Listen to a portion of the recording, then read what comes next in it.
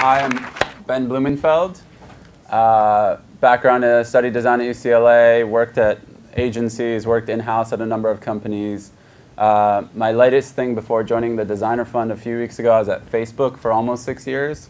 There I helped build a big chunk of our design team. And actually before Facebook, I was at a small web development and design agency and kind of hired designers there as well. So I've kind of had, seen both sides of the coin, so I'll speak to both sides. My name is Winnie Wong. Background is almost entirely startup, and I've been building design teams for maybe 13 years or so in the startup world in this area. Currently work at Rockmelt, where we have a team of 7 people, and we build a browser, and graduated from Cal Poly San Luis Obispo years ago.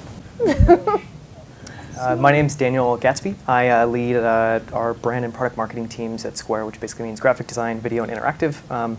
Before that, I joined when the team was 7 people. We were sort of just first building our creative team and hired dozens of designers to actually flesh out all of our product design disciplines and then all of our product marketing disciplines as well. And then my background is I've actually been a designer myself. I've designed almost a decade. Most of my design experience is doing interactive design and then some application design, and sort of have an interesting story where sort of decided I wanted to be a product designer and fell back in love with marketing and brand, and so that's what I find myself doing now, which is interesting. Fascinating. So my name is Christina Wodtke. Right now I'm on sabbatical. I'm actually helping a lot of startups deal with figuring out how to hire designers, how to solve design, how to do design themselves when they can't find designers. It's something I think all startups are really thinking about a lot. Before that, I was at Zynga. I was the general manager for Zynga.com, where we had to build a user experience designer team in a company that mostly knew how to hire game designers. Before that, I was briefly at MySpace, where my claim to glory is I had the only product whose numbers went up. And before that, I was at LinkedIn, where this guy and I actually overlapped. I also wrote a book called Information Architecture, Blueprints for the Web, and founded the Institute for Information Architecture. We did overlap. That was fun. Hi, I'm Steve Johnson. So I got my start at Electronic Arts. I helped build a small design team that started all the consumer products, and then I went to Adobe, and I ran all of CS. So if any of you have problems with Photoshop, it's probably my fault.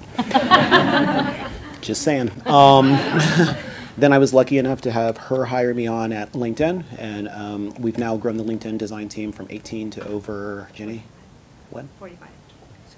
No, over 128, not 45. Yeah, that's me.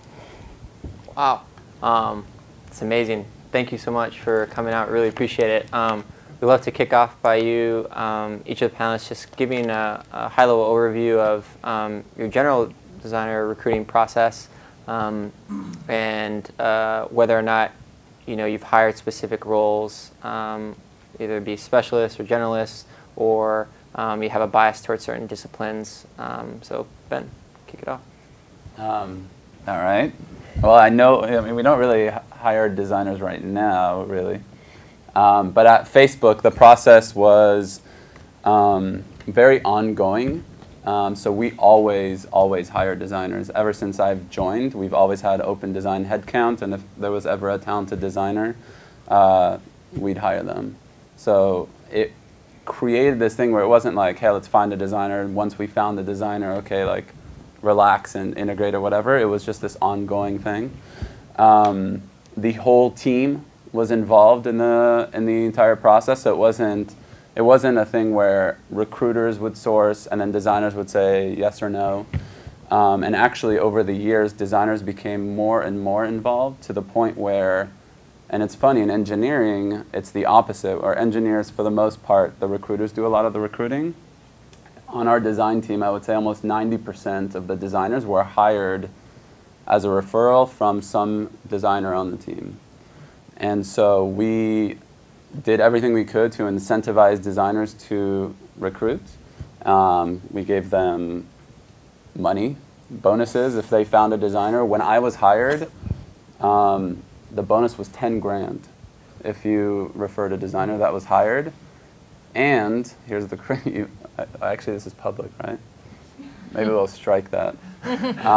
But there was even at some point, it was so difficult that we were even discussing making it 20. So that's one thing. We give designers resources to go to all sorts of conferences or schools or whatever it is that they need. If it's recruiting, go and do it. And then we also, as a team, would get design. We would almost, I think it was almost once every few weeks, we would all get in a room for an hour or two and just have what we called a source-a-thon, where every designer just got in there and it's like spend 2 hours scouring the web and looking for great designers, because it's amazing. You just doing that like once every few weeks, you can get, when you have 10, 15 designers doing that, you can get a lead list of 100, 150. So that was some of the effective ways that we did it. I guess what... And then is there any specific roles that you focus on?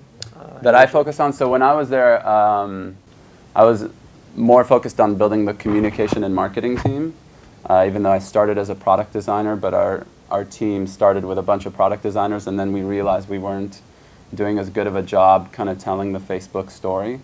And so a lot of my time there was focused on how do we get great brand storytellers and generalists. But even even the people on our Marcom team, which in many other companies are not technical designers, most of even our Marcom designers were very technical. And our regular designers are ridiculously technical. They're more technical than many engineers I met before. So in terms of roles, I mean, we always had just this broad range of roles, but we tended to hire generalists and tended to make sure that they at least had some technical knowledge when we looked for those roles. So Rockmelt's a little different. We're obviously much smaller than Facebook. So our process is a little different as well. We have a unified team. So the product design, so UX, visual, Marcom stuff all comes out of the same team. I mean, it wouldn't be fair to say that we completely turn off the spigot for sourcing designers, but it definitely, like, we have a recruiting team of 3 people, and therefore they need to shift their focus to engineers at some point, and so we do kind of let it go dormant for a while when we're not actively hiring. I personally feel like if the design team is overstaffed, I generally don't like that, because designers will sometimes have a tendency to develop their own personal angst if they are not busy enough, so kind of prefer having things being a little bit busy. The design team is involved in the entire process. However, I will also say it's not unusual from what our engineering team also does. The engineering team is also involved. It's just kind of the way we do things at Rockmelt. I will say that we are lucky in that we have a recruiter and a recruiting team that actually has some decent taste, right? So they can do a first line, and I've certainly worked with recruiters who like try very hard, but they just don't have it, right? Like, especially if you're sharing a recruiting headcount with somebody else, some other department. So we're very lucky in that sense, in that he can scream out a lot of the chaff that is just not worthwhile for us to talk to.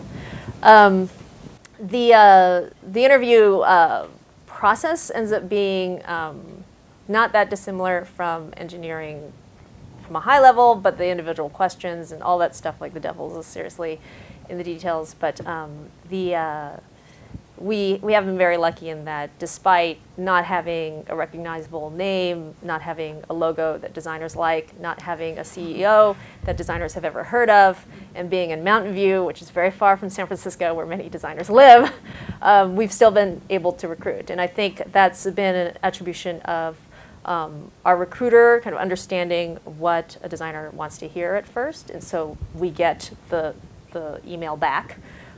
We get I took a look for the last hire that we did, 54% of the people that he reached out to actually did respond. They could have responded no, but at least they responded as opposed to ignoring it, which was really good. And then from there, I think we just, like, as we were screening people and interviewing people, realized what kind of story we needed to tell in order to convince a designer that, no, you shouldn't go work for that next website. Like, come work on a downloadable product, which I think at first glance sounds nuts. Right? So yeah, in this day and age. So so in that sense, I think we hone that process fairly well.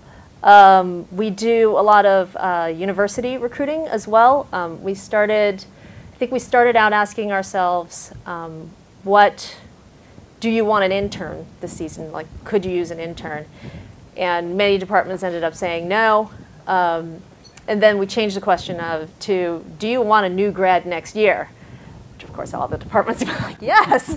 So it's like, all right, if you want a new grad next year, you better get an intern this year. And so we also have a fairly active intern program. They're all starting to go back to school now. Some aren't. Some are going to stay, which is kind of nice. But yeah, a lot of our sourcing happens on account of that as well. But it's not as ongoing or as regular as it sounds like it happens at Facebook. So recruiting at Square is interesting. It's been a really interesting learning experience for me. So I think one of the cool things from a designer's perspective is we largely had absolutely no creative recruiting process, and so it's been a good sort of challenge for me in terms of designing what that looks like.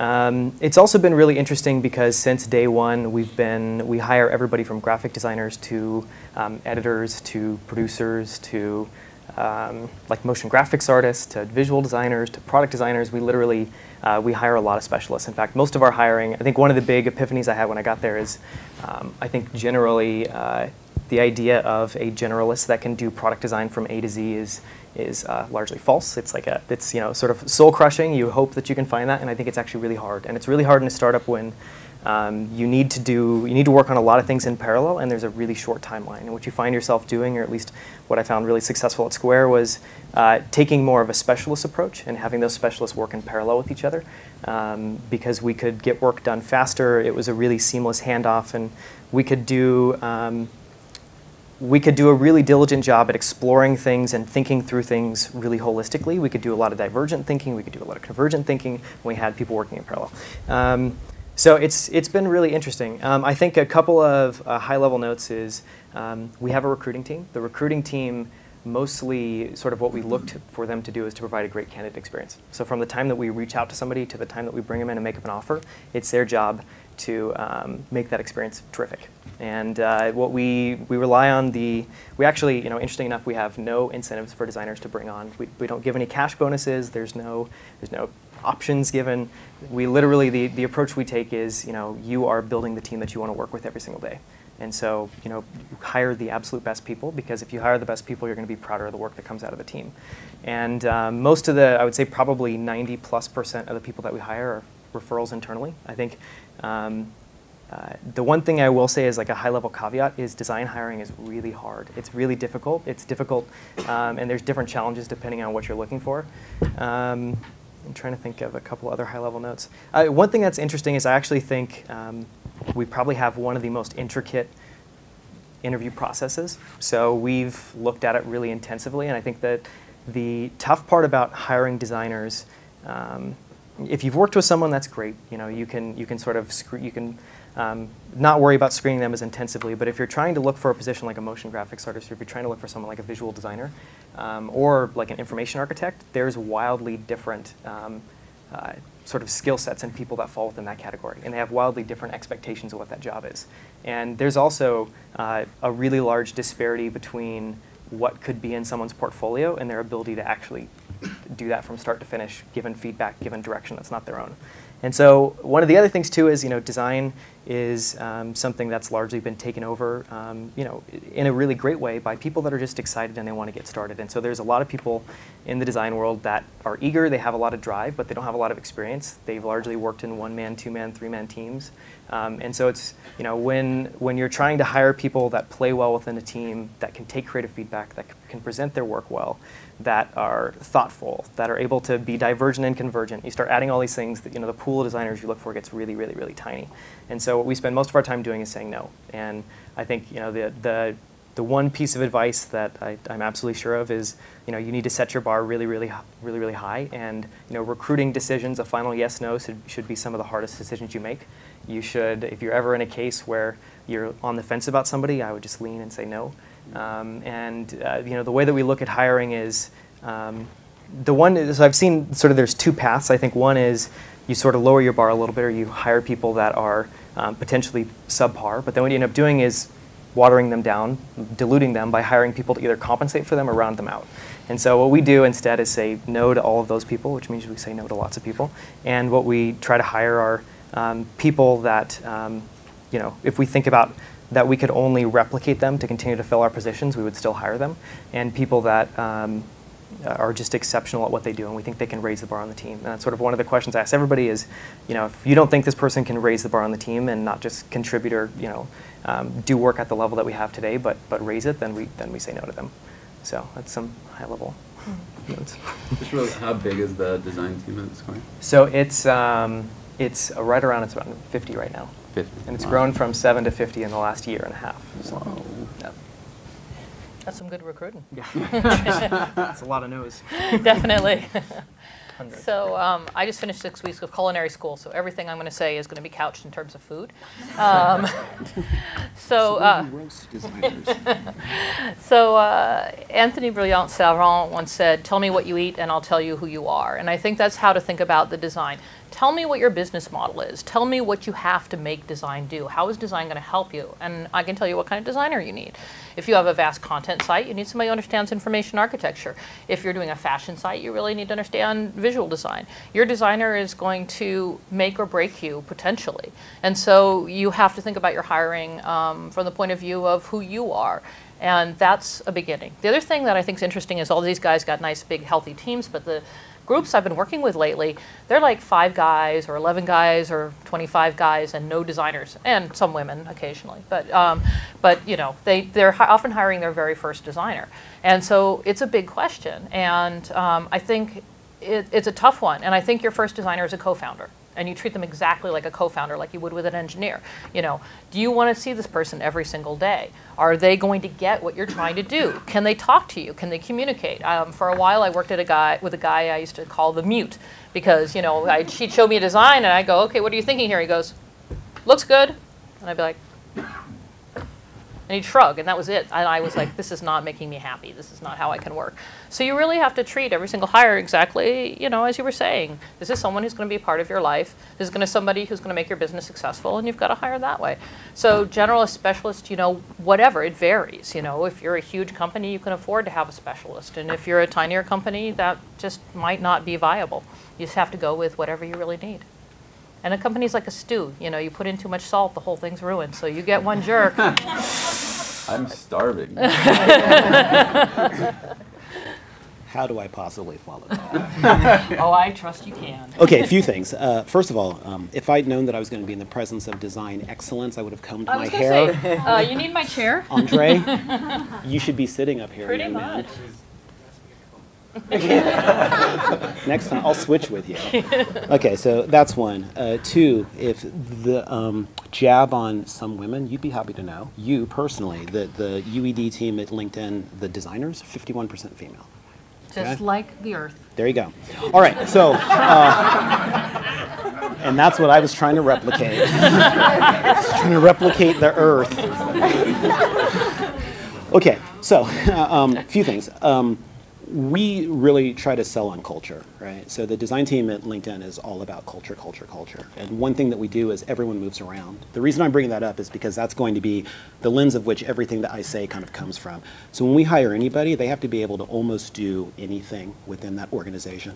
So we have brand marketing, we have data visualization and design all within one organization. So everything, end to end is all done by our team.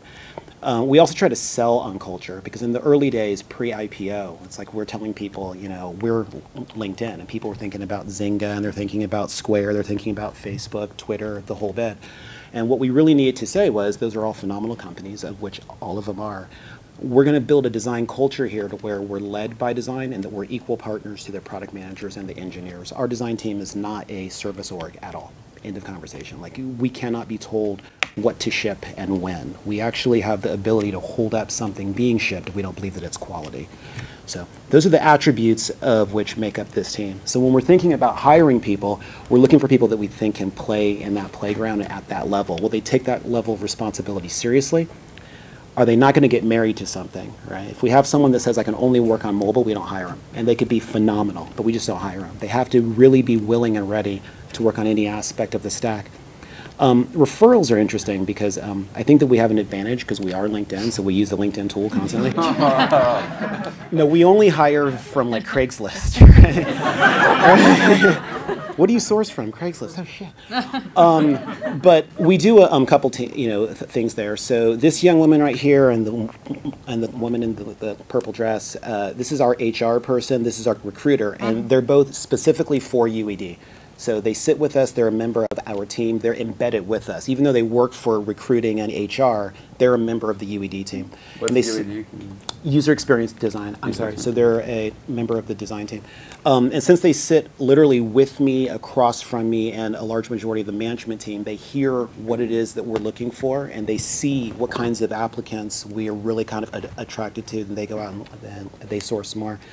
I guess that's really it. Did that answer your question? Actually, I realized I didn't answer one thing, which was, we'll only take one sentence, which is a lot of startups don't have recruiters and don't have a lot of money, and one of my startups didn't.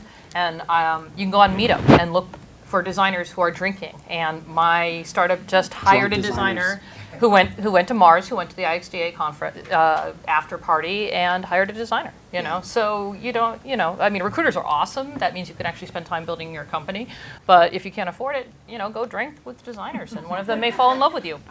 That's actually a perfect segue Drinking? into I got food drinking. and drink. I'm covering it all. That will be coming too, but general sourcing. So I'd love for you guys to dig in just a layer deeper about your process for sourcing. Some of you, Winnie, you brought up universities, you just brought up Meetup, so I'd love for you guys to dive in just a little bit deeper around your sourcing process. So feel free to chime in. We don't have to go one by one if anybody wants to jump on it.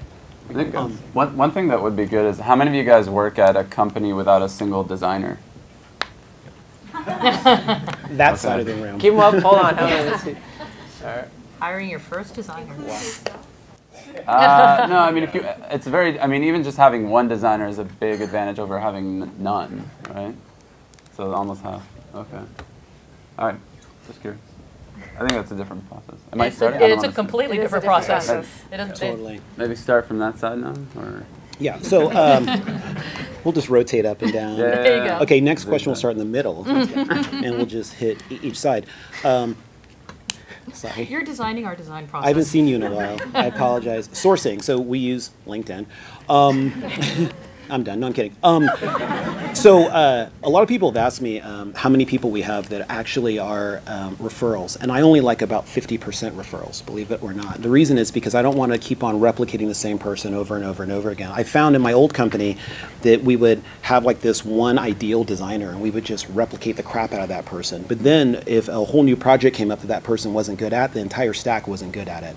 So we like to try to take a look at what are we doing today? What might we be doing tomorrow, and where's the world going? And what are some things that we believe that we absolutely need that might be a skill set that we currently don't have, but this person has? Let's try to incorporate that. So we do a lot of referrals, and we also look for people that are in all aspects of the industry.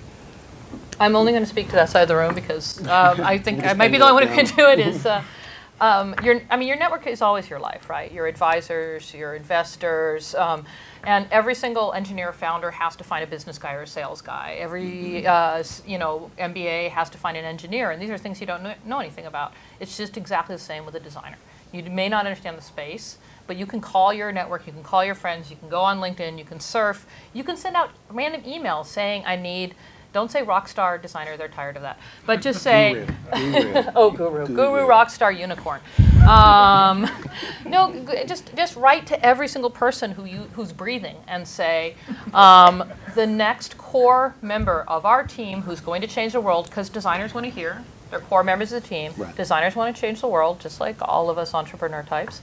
And we're looking for someone to join our amazing team that's going to change the world. And who do you know who's going to be perfect for us? I agree. And I can't think of a better way to do that other than drinking at the Mars bar. So I think sourcing is really particular to sort of what position you're looking for. I think for the most part, we definitely get internal referrals. And we'd really have no fixed process. I mean, honestly, we scour portfolios all the time. We have portfolio reviews. And portfolios are interesting there. I think they're really a starting process. A lot of people put, I think, too much emphasis on portfolios. They think the portfolio is something you should be able to judge whether you should hire someone or not based on, which I think is totally false. I think literally probably 80 to 90% of the best designers I've ever met do not have a portfolio, or their portfolio is not up to date. And so if you go and look for them, and that's because, honestly, they're doing good work. They're not interested in broadcasting it all the time to the world. They don't need to in order to get new talent, in order to get sort of new projects. And so I think that's something really important to keep in the back of your mind. I think the other thing too is there's a lot of like low-hanging fruit that I think you should stay away from. I think personally, Dribbble is not a good place to try to find designers. And I'm not saying there aren't good designers on there, but it is largely people that are just getting their start out. They're largely sort of replicating each other. They're a lot of very similar people. I think. But we don't have a fixed process. We do portfolio reviews. If it's a position like motion graphics artist, which is a really finite, really specific position, we try to look for a community or a blog or something like that. So for instance, Motionographer was a site that we looked for really great talent on. We were hiring that person. It's really particular to what you look for. I think the one thing that I would say that's interesting is, and to your point, if you start out with one designer and if you start out with really great designers on your team, odds are you're going to get really, really good people continuing to come on board. But it's really important that with each of those people you hire that they're exceptional, because exceptional people aren't willing to hire people that are more talented than them, and exceptional people love working with people that are at their level and above, and they're generally just looking to learn and grow and looking for a challenge. And so the one thing I would say to people who don't have a designer on board is that is probably the most critical hire you'll ever make, because that person is going to dictate what the rest of the designers after that look like.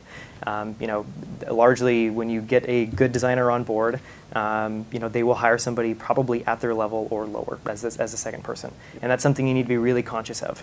And so, I think you said a good point. I think your first design hire needs to feel like a partner. You're basically looking for a super senior level sort of CD person that can oversee a team of people and build out a team of people and be able to give creative direction to a team. And it's a really critical hire. I think after that, it actually gets a lot easier. The hardest part is just saying no and not giving in to the pressure of, yes, we need to hire another person now. We're bleeding, we're hurting, hurry up, go faster, go faster, go faster. It's just saying, sorry, good talent takes time. Good talent isn't fast. We're just going to get the designers when we get them, and we're going to keep our bar at the same place. So, So I'll be really blunt. Like, people don't usually apply to Rockmelt because they haven't heard of us, so we poach. If we didn't, we'd never get anybody. We've been very successful at poaching, but but yeah. So what we end up doing is we do look on LinkedIn, crop.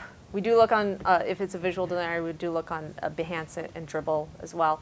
But the other thing that that our team does is that we actually we go on Quora, Boxes and Arrows, if you're looking for UX people. And thank you. I founded that. Thank you. Here's your 20. And essentially, and we also end up keeping up with just design industry news. So if you look for the people who are active in those areas, and just the attitude that we have to take, that everybody should take, is to aim high. Don't ever think that you can't get that person. Right? It's not going to serve you at all to act like that person is out of reach. It's just an email, right? Send it.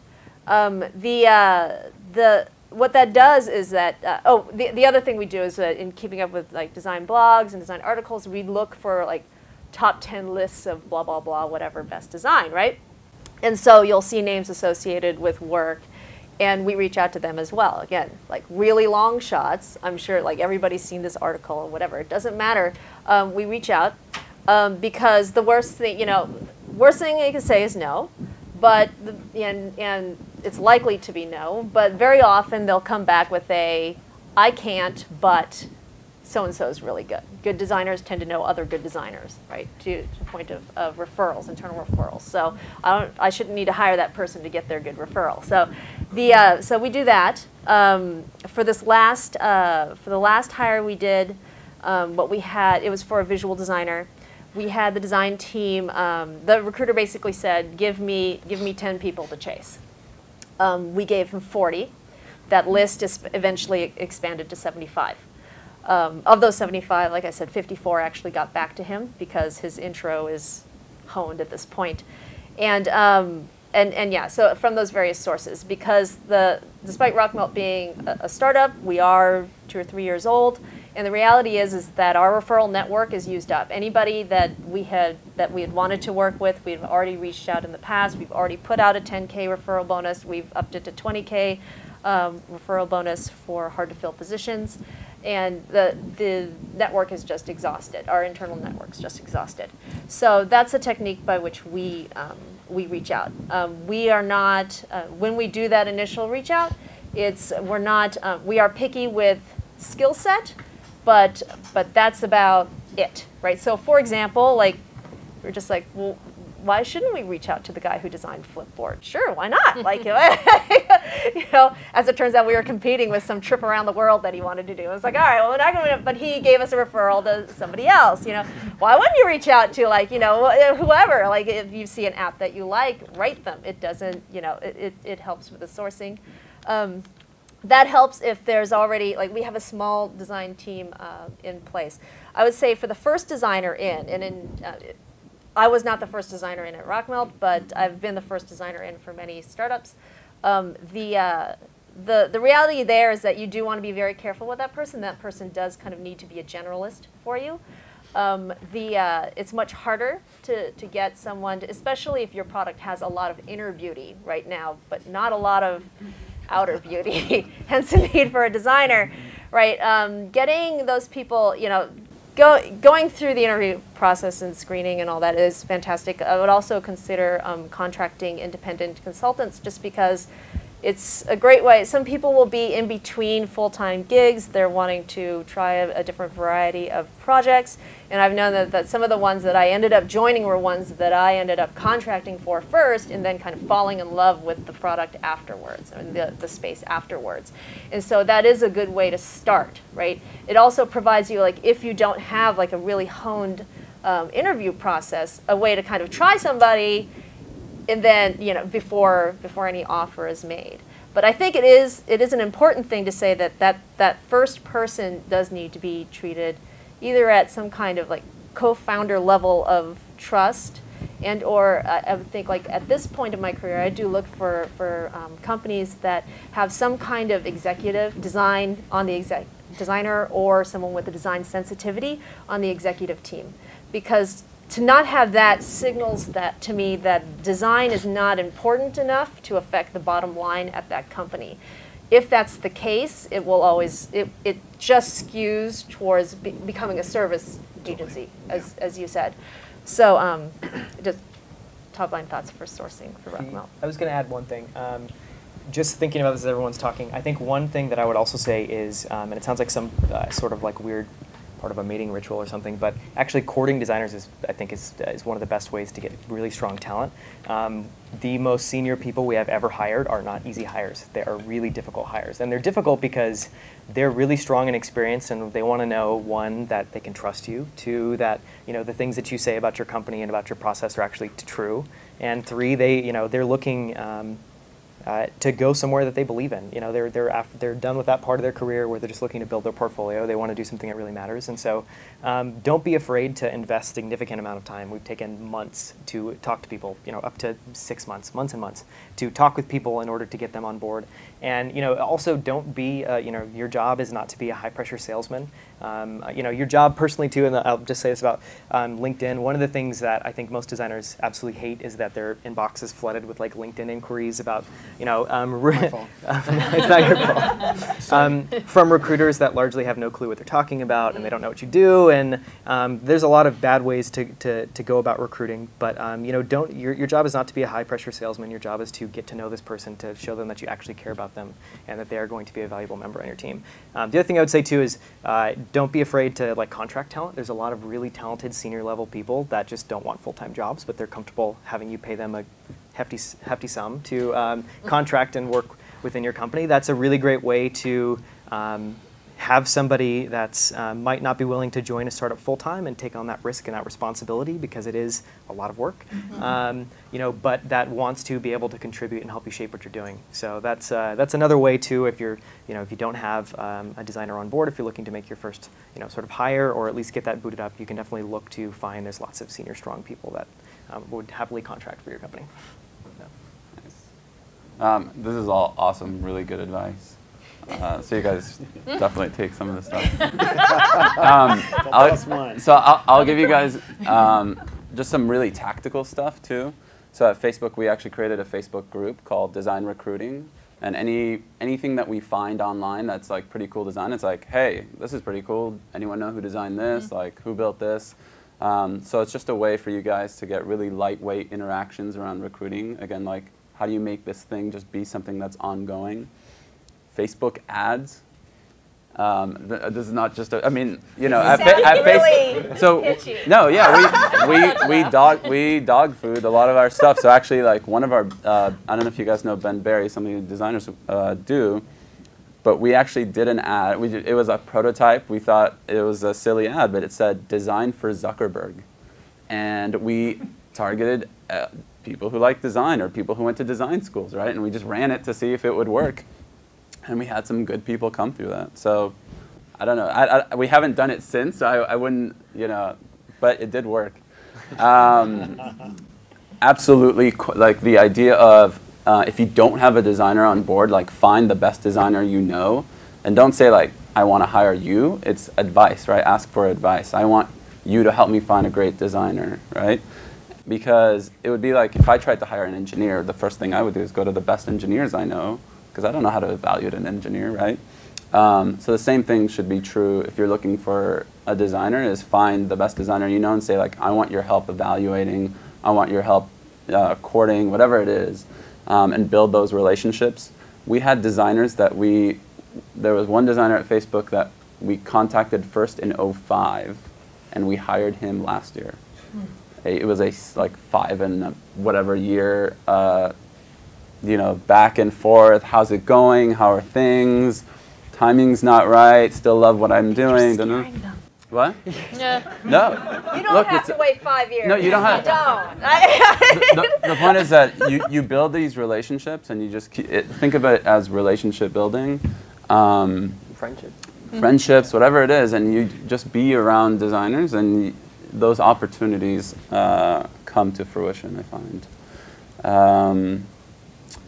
What else did we do in terms of sourcing? And yeah, I mean, I think a lot of it was just being diligent and doing those source-a-thons were really powerful, because when we didn't actually take the time to sit down, you would just do work, right? As we're all like strapped for time, so that stuff never gets done.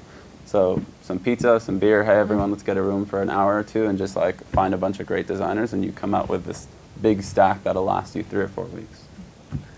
By the way, I'd like to make an offer. Anybody who will email me with their favorite recipe, I will give you a free job posting on Boxes and Arrows. That's a good one. I'm C. Wodtke absolutely everywhere. C. Wodtke on Twitter, on Gmail, so you should be able to find me. This is a weird name. I'm the only Christina Wodtke on the internet as far as I can tell.